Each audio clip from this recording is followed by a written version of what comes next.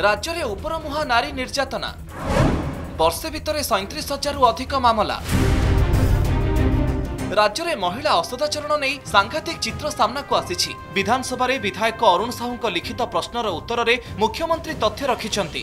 विधानसभा मुख्यमंत्री रखिथिबा लिखित उत्तर अनुसार वर्षे भितर 37,611 मामला रुजु होईछि। एथिमध्यरु 9,181 असदाचरण और 2,933 दुष्कर्म मामला, 1,278 यौन निर्यातना और 5,446 यौतुक निर्यातना मामला रुजु होईछि। 702 कमेंट मरा और 44 यौतुक जनित आत्महत्या मामला भी रहिछि।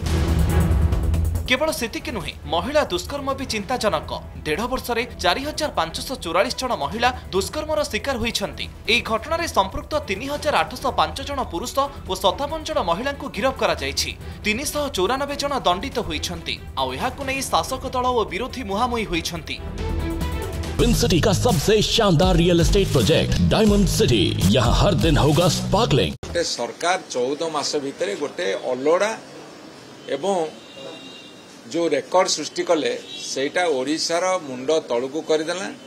महिला माने असुरक्षित भाव में अच्छी। घर गोड़ काढ़ी जावाक बर्तमान डर लगिलानी। ओडिशावासी को प्रतिश्रुति देइथिले कि एक विकसित राज्य गठन करिए बोली, किंतु गोटे क्राइम युक्त राज्य गठन करिबारे सरकार लागि पड़िछन्ति। वर्तमान पंजाब 1 नंबर अच्छी और द्वितीय रे जे ओडिशा पहुंचलानी। मुख्यमंत्री विभाग जदि एभली अव्यवस्था, आईन श्रृंखला जदि एते विपर्यस्त, ताले अन्य विभागीय मंत्री अवस्था आपण माने स्पष्ट जानी पारुथिबे। चालुणी कहूछि छुंची को बिजु जनता दल मुहरे नारी निर्यातना कथा शोभा पाए।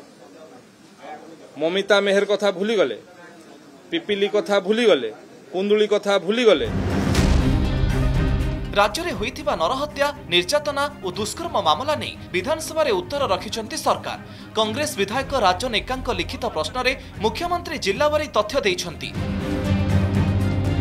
भुवनेश्वर, जाजपुर, बालेश्वर, मयूरभंज, गंजाम, कोरापुट और केन्दुझर धर्षण मामला अधिक रही। गंजाम, भुवनेश्वर, कटक, पुरी, मयूरभंज, संबलपुर और केन्दुझर अधिक हत्या मामला सामना को आसी। राज्य में फकीरमोहन विश्वविद्यालय छात्री आत्माहुति घटना और बलंका घटना मनरू लिभि नथिबा बेले विधानसभा यह चित्र राज्यर आईन श्रृंखला उपरे पुणी प्रश्नवाची सृष्टि करिछि। भुवनेश्वर कैमरा पर्सन संजय विनय दीनबंधु सह मौसुमी महांती, विवर्तन पंडा और ज्योति प्रकाश दास का रिपोर्ट, कनक न्यूज। हीरे जमीन पर ऐसी चमचमाती लाइफस्टाइल जो आपके सपनों को करे सच। ट्विन सिटी का सबसे शानदार real estate project diamond city अब भुवनेश्वर कटक NH16 तिलंगा पेंठा में। यहाँ हर दिन होगा sparkling like a diamond beach.